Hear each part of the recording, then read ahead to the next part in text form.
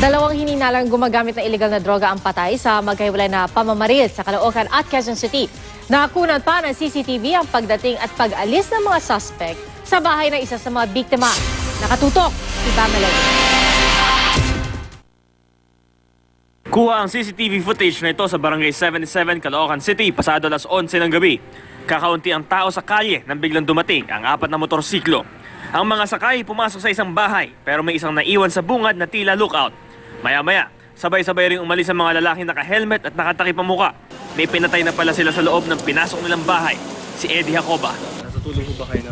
Nakahiga na po kami, bigla ho may pumasok po na dalawang lalaki. Sinaltak na lang po yung asawa ko eh. Narinig na lang po namin, binaril na lang siya. Wala raw kalaban-laban si Jacoba ng patayin. Walang pinto ang kanilang bahay kaya madaling napasok. Umamin naman ng misis ni Jacoba na dating gumagamit ng droga ang kanyang asawa pero hindi naman daw ito tulak. Ang ina ng biktima, emosyonal at nananawagan ng hustisya.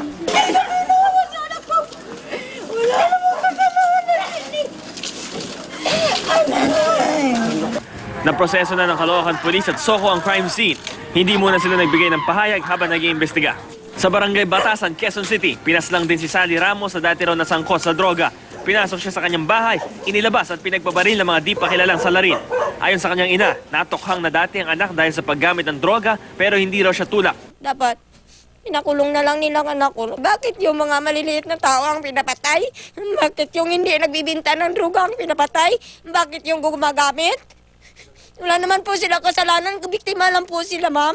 Inimbestigahan na ng QCPD Station 6 kung sino nasa likod ng krimen at kung ano ang motibo nila. Bam Alegre, nakatutok 24 oras.